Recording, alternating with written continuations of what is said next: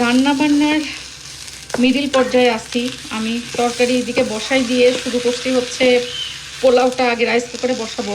তো আমি হচ্ছে পোলাও বসাইলে শর্টকাট যেটা করি, রাইস কুকারের পাত্রটা আমার খুব একটা ভালো নয়, জন্য ওটাতে ভাজতে পারি না।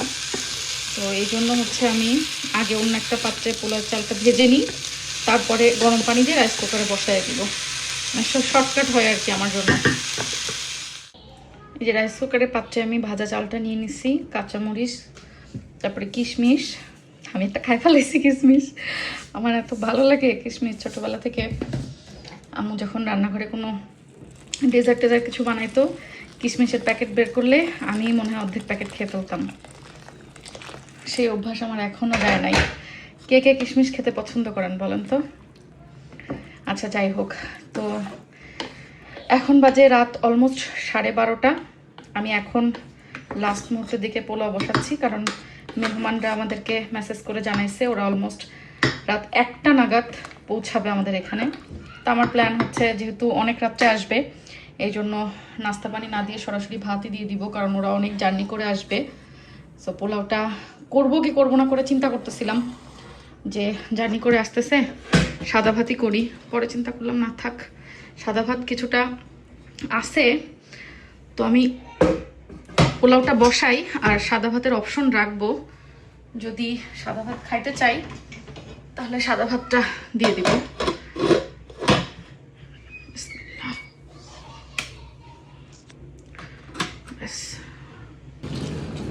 ডিমের কোরমা করে ফেলছি। আর যেহেতু আসলে আমি একবেলার জন্য রান্না করছি, কারণ কালকে আমরা সারাদিন বাইরে থাকবো, প্ল্যান আছে যার মেহমান আসবে তাদেরকে নিয়ে কালকে সারাদিন লন্ডনে একটু ঘোরাঘুরি হবে। তো এই জন্য সব কিছু খাবার দাবার গরম করে রেডি করে ফেলতেছি। আমাদের মেহমান আসছে, আমরা বসে বসে দেখতেছি পার্কিং করতেছে। রাত বাজে কয়টা এখন? কয়টা বাজে এখন? রাত 1:10। আমরা মেহমানের জন্য ওয়েট করতেছি। আমরাও ডিনার করি নাই এখনো, মেহমানরা আসলে একসাথে করব। আমরা খুব অধীর আগ্রহ নিয়ে অপেক্ষা করছিলাম অনিকা সিথির জন্য। আসলে মেহমান বলতে আমার ছোট বোন সিথি আর ওর হাজবেন্ড অনিক, ওরাই আসবে। মাঝে মাঝে আসলে ওদের সাথে দেখা সাক্ষাৎ হয়, খুব ভালো লাগে। তো আমার কাছে তো মনে হয় 2 দিন পরে দেখা হলেও যেন অনেক বছর পরে দেখা হচ্ছে। যখন অনিক সিথিরা লুটনে আমাদের এখানেই থাকতো তখন তো প্রতিদিনই প্রায় দেখা হতো। এখন তো ওরা চলে গেছে দূরে, মানে এক সিটি থেকে আরেক সিটিতে। তাই এখন হয়তো মাসে 1-2বার দেখা হলেই আমার কাছে তো মনে হয় এটা অনেক দিন পর পর দেখা হচ্ছে। সিথি আমাকে বলছিল শুটকি রান্না করতে, তো আমি রান্না করি নাই, মানে আজকে দুপুরে রান্না করছিলাম। কারণ পোলাও দিয়ে কি শুটকি খাবা সিথি? পোলাও দিয়ে শুটকি খাবো, সমস্যা খাবা? সবচেয়ে মজার ব্যাপার কি জানেন, আমি না আসার সময় একটা ভিডিও দেখতেছিলাম, একটা লোক বড় বড় চিংড়ি বোনা দিয়ে ভাত খাইতেছিল। আচ্ছা, এই জন্য আপনি যখন এটা আনছেন আমি বললাম না আপনি চিংড়িও করছেন। আমি একটু আগেই ভিডিও দেখতেছি। এটা কিন্তু কোকোনাট মিল্ক দিয়ে করছি, মানে চিংড়ির মালাইকারি যেটা। হ্যাঁ হ্যাঁ হ্যাঁ, কোকোনাট মিল্ক দিয়ে করছি। আর ওইটা হচ্ছে ল্যাম্ব ভুনা। আচ্ছা, আর যে সুন্দর কালার হয়েছে, অনেকের পছন্দ, তাই এজন্য আমি ল্যামই করলাম। অনেকে তো আপনার হাতের মাংস রান্না বেশি পছন্দ। তো নাও বসে পড়ো, ডিমের কোরমা আর এদিকে দুপুরে রান্না করা শুটকি পোলাওয়ের সাথে সার্ভ করতেছি। আল্লাহ জানে কিরকম লাগে। মূলা আলু শুটকি আমার পছন্দ। ঠিক আছে, বসে পড়ো। শুটকি দিয়ে সাদা ভাত। এই যে ছেলেগুলা সবাই স্বাধীন আর আমরাই পরাধীন, তাই না? একদম ভাবি নিজেই বলে যে হচ্ছে এই দেশে সবচেয়ে থার্ড ক্লাস সিটিজেন হলো পুরুষ মানুষ। নিজেই বলে প্রায়োরিটি ওয়াইজ দেখতে গেলে প্রথমে কুত্তা, প্রথমে বাচ্চা, তারপরে কুত্তা, তারপর কুত্তা, তারপরে মহিলা মানুষ, তারপর আমরা আছি। অনেক ঠিক বলছে। কিছু নাই, বেটি মানুষের পরে না সরাসরি ছিল। না মেয়েদের মধ্যে না না, যারা pregnant, বেটি মানুষের পরে ট্রান্সজেন্ডার আছে, না, ওরা আমাদের আবার চেয়ে ইয়া, ভালো। যারা হচ্ছে এই জন্যই তো এটা বাংলাদেশ না, এটা ব্রিটেন, এখানকার আইন তোমাদের মানতে হবে। ডিসেবল আছে, তারপর হচ্ছে আপনার অ্যাডাল্ট যারা হচ্ছে ওল্ড এজ, ডিজেবল তো একটা জেন্ডারে পড়ে। আচ্ছা, আমি একটা প্রশ্ন করতে চাই। আমার প্রশ্ন হচ্ছে, এইখানে তুমি বিবাহিত, তুমি বিবাহিত, আর এটা অর্ধ বিবাহিত। এবার আমাকে বলো যে তোমাদের মানে পুরুষগুলোরে জিজ্ঞেস করতেছি, কার কার ফেসবুকের পাসওয়ার্ড তার অর্ধ বউ বা বউ জানে? বলো। আমি জানি না। তুমি জানো না? মানে আমার পাসওয়ার্ড আমিও জানি না, কিন্তু আমার ফোন তো তার ফেস দেওয়া আছে, সে যে কোনো সময় ঢুকে যা যা করার করতে পারতেছে। আমার পাসওয়ার্ড আমিও জানি না কি তুমি password। দিয়ে রাখছো অ্যাক্সেস ফোনের? আচ্ছা, সব access আছে। এই কি সবার আমার আমার অ্যাক্সেস আছে? তোমার ফোনে আমার ফেস দেওয়া আছে? পাসওয়ার্ড না জানো অ্যাক্সেস সবকিছু আছে আমার কাছে। এই যে আমি তো জানি সিথি, আর একজন চুপ করে আছে, কোনো অ্যাক্সেস নাই, কোনো অ্যাক্সেস নাই। কোনো access নাই। আর আমার ব্যাংক আমার অ্যাকাউন্টে কাছে- কত টাকা আছে আমার চেয়ে ভালো বোঝা। তাই না? আর আমার ব্যাংক অ্যাকাউন্টে কয় টাকা আছে এটা আমার চেয়ে ভালো সুজন জানে।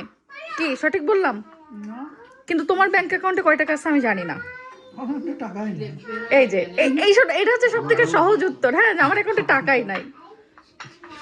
কি বলে? এটা আমার answer। তুমি answer চুরি করছো না। বলতেছে, সত্যি কথা বেরিয়েছে না। যুদ্ধ চলতেছে এর থেকে বের করা নিয়ে। পরের দিন আমাদের প্ল্যান ছিল আমরা লন্ডনে যাব ফারজানা আপুকে আনতে, কারণ ফারজানা আপুর সাথেও আমার কাছে মনে হয় যেন অনেক দিন দেখা হয়নি, অথচ কিছুদিন আগেও কিন্তু দেখা হয়েছে। ওই যে বললাম আসলে বোনেদের সাথে একদিন দুই দিন দেখা না হলেই মনে হয় এক যুগ দুই যুগ পার হয়ে গেছে। আমার তো আসলে এই দেশে কোনো বন্ধু বান্ধব নেই, যা আছে এই বোনেরাই সব, ছোট বোন বড় বোন।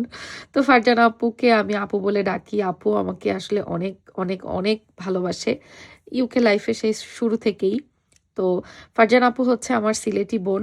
ফারজানা আপুর কাছ থেকে আমি সিলেটি খানা দানা সব কিছু, মানে যাবতীয় সব কিছু যা শেখার, প্লাস ফারজানা আপুর কাছ থেকে কিন্তু আমি সিলেটি ভাষাও অনেক শিখে ফেলেছি। অবশ্য সিলেটি বোন আমার আরো অনেক আছে, তানিয়া চৌধুরী আপু থেকে শুরু করে আরো অনেক অনেক সিলেটি বোন আছে। তো সিথিকে নিয়ে গিয়েছিলাম হচ্ছে প্রথমে ভেলপুরি ফুচকা, আমাদের দেশি যে ভেলপুরি ফুচকাগুলো, এখানে লন্ডনে স্ট্রিট ফুডের কিছু শপ আছে ওখানে। তো আমার এবং সিথির ওখানে যাওয়ার খুব ইচ্ছা ছিল, যেহেতু আমি এবং সিথি ওখানে গিয়েছিলাম না। বাট ফারজানা আপু তো আসলে আশেপাশেই থাকে, তার অনেক যাওয়া হয়েছে। তো আমরা সবাই মিলে ওখানে গিয়ে আগে ফুচকা, ভেলপুরি, তারপরে মোমোস, এগুলো সব খাওয়ার পরে এখন এসেছি দেশি ফুড হাবে, বেসিক্যালি মানে শীতের পিঠা এবং চা খাওয়ার জন্য।